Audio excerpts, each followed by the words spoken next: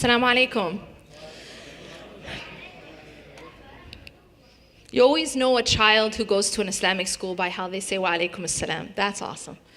أعوذ بالله من الشيطان الرجيم بسم الله الرحمن الرحيم والصلاة والسلام على رسول الله وعلى آله وصحبه أجمعين رب اشرح لي صدري ويسر لي أمري واحلل عقدة من لساني يفقهوا قولي. I'm talking about a topic today that I feel very passionate about. It's a topic I don't get the opportunity very often to speak about, and so I hope and I ask Allah subhanahu wa ta'ala to allow me to give it its due. It's the topic of finding guidance, finding inspiration growing up in America, and specifically about the need, and I'm gonna use the word need, the absolute imperative need for Islamic education and specifically Islamic schools. I know there's a lot of opinions out there about when it comes to Islamic schools, when it comes to, do we need to send our children to Islamic schools, or should we send them to public schools, or should we send them to other private schools? But I personally, and I'll begin to tell you why, I personally am a huge advocate and supporter of Islamic schools, and specifically full-time Islamic schools. And what I hope to do is to explain why, and to talk a little bit about specifically this school and the things that I've heard about this school, which I think really allow, which really make it stand apart. So first of all, a little background about myself. I grew up in Madison, Wisconsin. I myself did not have the opportunity to go to a full-time Islamic school. However, I currently send my children to full-time Islamic school and am a big supporter of Islamic school, and I'll tell you why. But before I tell you why, I want to tell you something that Allah subhanahu wa ta'ala told us in the Quran. Allah subhanahu wa ta'ala in the Quran addresses the believers. Yeah, and when Allah subhanahu wa ta'ala addresses the believers, He says to the believers, He's advising the believers, and He's telling the believers, first and foremost, to have taqwa. And when He said, first He says, ittaqullah. And after saying this advice, He says, وَلْتَنْظُرْ نَفْسٌ مَا قَدَّمَتْ لِغَدٍ. He says, and let every person know what they put forth for tomorrow. So what Allah here is telling us to do is to make sure that we're not just planning for what we're gonna do tonight or what we're gonna do tomorrow in 24 hours, but He's reminding us to be conscious of what we're planning for the tomorrow, capital T. That we should be conscious of what we've put forward for the next life. Now, recently, we were just talking, my husband was talking about an individual that he knew from the UK who went through an experience, and after, he spent his life seeking education. And he spent his life kind of working for his career. But after some time, he said something really heartbreaking. And that is that as he was sort of focused on these other things in his life, he said he came to the UK and he was focused on making money. But what happened along the way is that his children got lost. And he said it in like such a profound way. He said, I came here to find gold and I lost my diamonds. I came here to find gold and I lost my diamonds.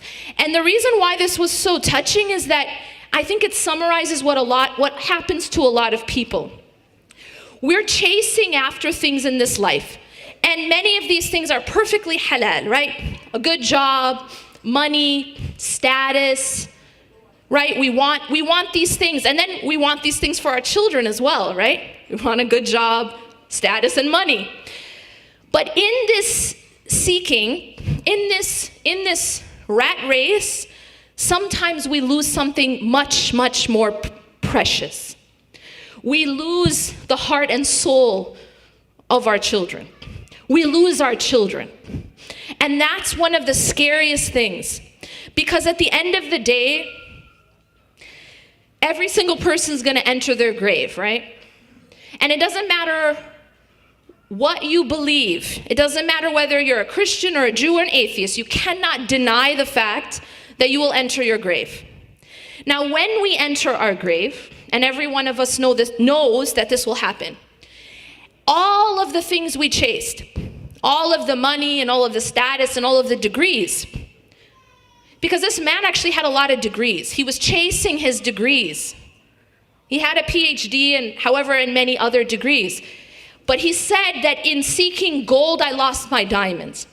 And so when we enter our grave, all of these things that we chased, they don't come with us to our graves. Our money doesn't come with us. Our degrees, our status, our title, whether you are called doctor or not, will not come with you to your grave. There's only 3 things that will come to you in your grave. And one of those things is a righteous child who prays for you. That this is actually what you're leaving behind, is your children. You're leaving behind, that's what you not only leave behind, but that is what will continue to follow you when you leave this earth and when you meet Allah subhanahu wa ta'ala. From the beginning in the grave is that a righteous child who you left behind, who is making dua for you, that this is what you left behind. Second is a sadaqah jariyah.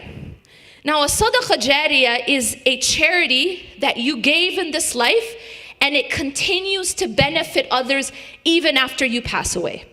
So you're in your grave and you're continuing to get good deeds for this charity that you left that continues to benefit others. And third is some knowledge that you passed along.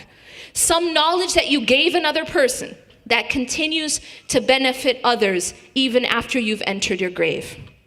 Now I want you to think for a moment about an investment that encapsulates all 3 of these things. Think about an investment that not only raises righteous children, it is a charity that continues to benefit others long after we pass away. And it is a means by which we disseminate knowledge that continues to benefit others long after we've passed away. And that is the investment in an Islamic school. The investment in the education of a child. That, to me, if you're thinking about it from a business perspective, right? You want to maximize your return, right? Whenever we invest, what is the goal? The goal in our investment is that I'm going to put in some work or money, and I'm going to get something back, right? Isn't that what an investment is? Now, if you want to maximize in your investment, you want to get the most return. And if you're thinking in that way, just about your own effort, how can I maximize it?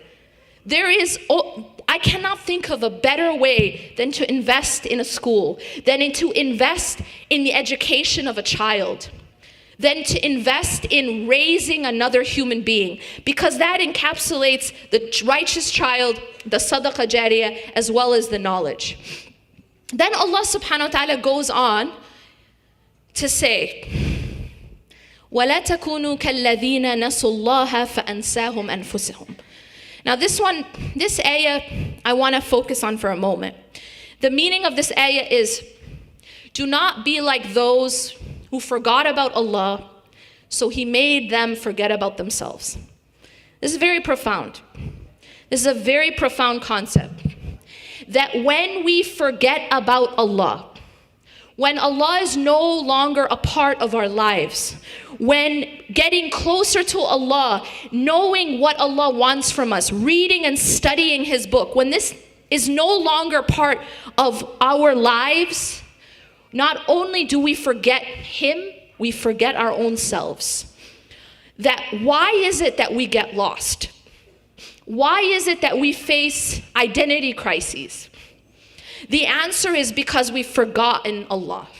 And it's a very simple answer. That when a person forgets Allah, Allah actually makes that person forget themselves. Why? Because what is our purpose here? Our purpose essentially, as Allah tells us, وَمَا خَلَقْتُ الْجِنَّ وَالْإِنسِ إِلَّا لِيَعْبُدُونَ. We have not created jinn and human beings for any other purpose except to know, worship, love, enslave ourselves to Allah subhanahu wa ta'ala. I say that because the word ubudiyya is not just worship. It's not just praying. Allah is not saying that we created people just to pray. No, ibadah is bigger than just prayer. It includes prayer, but it also includes all the other actions that we do for the sake of Allah. It includes service to others. It includes putting Allah at the center of our lives. It includes being the best husband, wife, parent that we can be. And that's our purpose. So when we stray from that purpose and we forget Allah, that is the definition of being lost. That's why we lose our identity. Now, growing up in this country, without direction, without roots in our identity, and I don't just mean in our identity as Muslims or our identity as, Arabs or any other, I'm talking about in our identity as human beings, that this is the purpose of our being, of our creation. When we lose sight of that, we lose ourselves. And the reason I want to remind you about that is, as parents, we have a responsibility to our children. Allah subhanahu wa ta'ala tells us that every single person is going to be asked about their amana. What's an amana? An amana is a trust. So if I were to entrust you with some money, for example, then you would be responsible for that, taking care of that money, right? Allah subhanahu wa ta'ala has given us a trust. Allah, in fact, has given us many trusts. And one of the most precious of them is our children. Allah will ask us what we did to give our children their right of an Islamic education. It's not just something optional. It's something that is fard. It is obligatory upon us to give that to our children. And if we fall short, for whatever reason, for whatever illusions we are chasing, we will be asked by Allah subhanahu wa ta'ala. We will be asked why we did not give them that education and that environment that was their right. It's a right upon us, right? That it is actually an obligation rather upon us, and it is their right. Now I want to just move slightly to the concept of environment. So someone might say, okay, I'm going to teach my children over the weekend, right? They can go to school, at any other school during the week, and I can give them tutors, or I can send them to, Sunday school, Saturday school, Islamic school over the weekend. Now, while that's wonderful, there's a very important problem there, and that is you are overlooking the absolute powerful influence of environment. Now, this is something that I can tell you from an Islamic perspective, but also from a psychology perspective. You are your environment. The Prophet ﷺ says, "Al-mar'u ala dini khalileh." What does that mean? Very simply put, very profound. A human being is on the way of their closest friend. What does that mean? It means that whoever we take close to us, as a friend, companion, spouse, you become like them.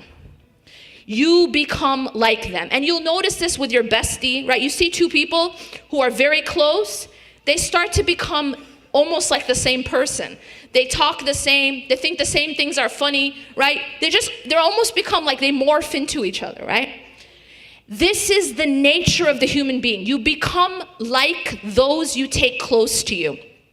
In another hadith, the Prophet ﷺ says that a person who has good companions or good environment is like someone who enters a perfume shop. How many of you have ever gone into Bath and Body Works? Like 0 people? Okay. You know when you enter Bath and Body Works, you just come out smelling good even if you bought nothing, right? because you put on the samples. Am I right? You're like part cucumber, part vanilla, part flowers. So the idea that the Prophet ﷺ is conveying to us is that when you're around good company, it's like entering a perfume shop, that even if you don't buy anything, you come out smelling better. You come out, it affects you. And he said bad company is like entering a blacksmith shop. And what happens at a blacksmith shop? Well, one of two things will happen. Either you will get burnt, or you'll come out smelling bad. Have you ever been around someone smoking? That just being in that environment makes you smell bad. And that's what happens, is that even if you are not, okay, but I'm not doing what they're, just being in that environment affects you. It affects the state of your heart. And at the very least, and I'm going to tell you now, this brings me to the psychology aspect, and I want you to just listen carefully to this, please. Many of us are under the impression that because there's some sort of so-called separation between church and state. No, my children, they're not being taught about Jesus at school. They're being taught something more dangerous. Don't think that because there's a separation between church and state, that your children are not learning morals at school. They are being taught morals, and believe me, they're not your morals. They are not your morals. They're a different set of morals, and they are forced down the throat. For example, these children are forced to accept that homosexuality is perfectly fine. I'm just telling you the truth. That this is a moral teaching. You cannot go through the system and come out. You cannot go through the system and come out not believing that, or else you're called Islamophobic, or rather, homophobic. This is unacceptable. So even though they're not teaching them religion, realize they are teaching them a religion, in the sense of it's a way of thinking and believing, and it's the only thing that's acceptable. You're not allowed to say that this is morally wrong, because that actually makes, that will ostracize you. So that's just one example. But there are countless examples that even though you're not being, it's not like they're teaching about Jesus or the Son of God, but there are beliefs that are being taught. And you may not realize it, but there's a certain way that you're taught to think, and this is the only acceptable way to think. Second, is that when you're exposed to something consistently, this is now psychology. You guys know about desensitization, right? Do you know what that means? So for example, okay, I'll tell you. For example, when you take a certain medicine, right? When you first take the medicine, there's like this dose that will work, right? But then over time, what happens to your body? It becomes desensitized essentially to that dose, right? So now as you have to take a certain medicine chronically, you will have to take a higher dose for it to have the same effect. Yes? You know this, right? This is how it works with drugs, this is how it works with medicine. It's the same thing psychologically. So what happens is when you become exposed to something a lot, your heart starts to become desensitized. In other words, you become numb, okay? So say you're always seeing some sort of shamelessness. What's shamelessness?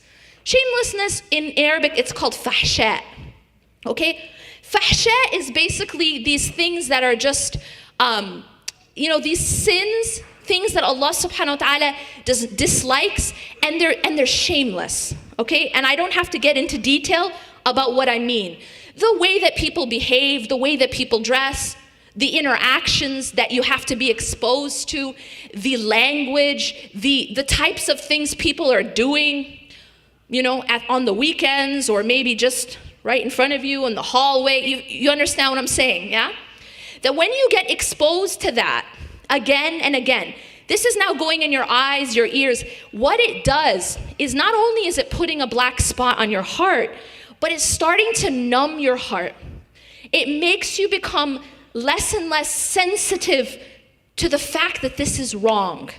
And now, over time, you'll be able to see it and it has no effect on you. Let me give you just one example. We in America have become desensitized to the sexualization of women. This is just one example. What do I mean? I mean, we've become so used to seeing semi-naked women everywhere. On billboards, on magazines, in movies and commercials. It doesn't even flinch us anymore. We don't even get bothered by it. We think it's almost like, oh, it's normal. We see it in the grocery stores, like, We see it on the billboard, But this is something that should flinch us. The fact that women are being sexualized, in other words, they're being used as sex objects, this should disgust us. But we've gotten so desensitized to it. Why? Because it's everywhere. This is what happens when you become exposed excessively to something that is sinful, that is wrong, or that is shameful, or these fahsha. And the problem is when you're in an environment that literally has no concept of haya. Can I tell you, the Prophet ﷺ told us that one of the most important qualities of our deen is haya. What's haya? Modesty, generally said, right? Do you know we live in a culture that finds modesty to be something disgusting, almost something that's almost like a weakness?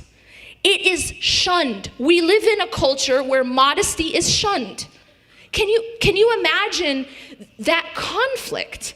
How does one deal with that conflict? That modesty is considered a weakness. And that is what you're exposed to. You might think, but we're practicing, right? Me and my spouse are practicing, so we'll have an influence. Well, that's beautiful. But if you actually read the research about children, teenagers, you will find that the biggest influence is not from you, it's from the peers. It's from the people around them. It's from the friends. It's from the people they see. And finally, if you just look at it, how much time do you spend with your children per day, and how much time are they spending at school? These are things we have to think about. And we can't turn the other way, because the reality is that you are sending them to an environment for 8 hours a day, 5 days a week. And imagine that you're sending your children every single day to an environment that is not wholesome, that is not clean. And then you say that, but they're gonna come home and they're gonna interact with us for an hour or two, because you know what, they're doing their homework. It's not like you're interacting in terms of like an Islamic type of influence that much every day. But what they are getting is a good 8-hour dose every single day from school. And finally, I want to tell you this, and this is a big reality we cannot ignore. Right now, the group who is most bullied, most harassed, most abused at school is the Muslim children. We are being attacked in schools, and I mean various different ways, both physically as well as mentally and psychologically attacked. The statistics are actually quite scary. And what we have to do is realize that this is what we're putting our children through. We're gonna be asked, what did we do? Not only to teach our children, but to protect them, to put them in an environment where they are being abused and bullied regularly is something we're going to be asked about, especially if there's an alternative. I was actually quite shocked when I heard about the numbers that attend this school. I was shocked because this is a school that I was like, you're accredited? Yeah, we're accredited. You have this system and that, yeah, you have AP classes, these are things that the top schools have. And for a price that is a fraction of the price that we are spending to send our children to private schools. I couldn't understand it. honestly, I couldn't understand it. And I honestly believe there is no excuse for it. To not support this effort when it is both strong academically as well as Islamically, and giving our children their right, which is to give them the best environment possible. And by the way, everything I've said so far, I didn't even talk about drugs. Okay? But there's a big problem with drugs. A big problem with drugs. And I'm telling you that you're putting your children in this environment. How can you think you're not going to be asked? That you didn't do your utmost best to give them the best environment, to give them their best opportunity, and to protect them the most you can.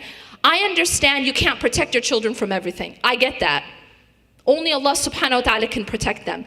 But wallahi, you're going to be asked about what you did. You're going to be asked about, did you do your part to give them the best protection and the best opportunity to know Allah subhanahu wa ta'ala that they can. And if they get lost, you will be asked, what part did you play in that? What part did you play in that? And if Allah subhanahu wa ta'ala guides them, and guidance only comes from Allah, you will be rewarded for doing your part. I ask Allah subhanahu wa ta'ala to protect our children, to teach our children, to guide our children, and allow us the means to continue to support these efforts. If we don't support these efforts, they won't be able to sustain themselves. أقول قولي هذا واستغفر الله لي ولكم إنه غفور رحيم سبحانك الله وبحمدك أشهد أن لا إله إلا أنت أستغفرك وأتوب إليك والسلام عليكم ورحمة الله وبركاته.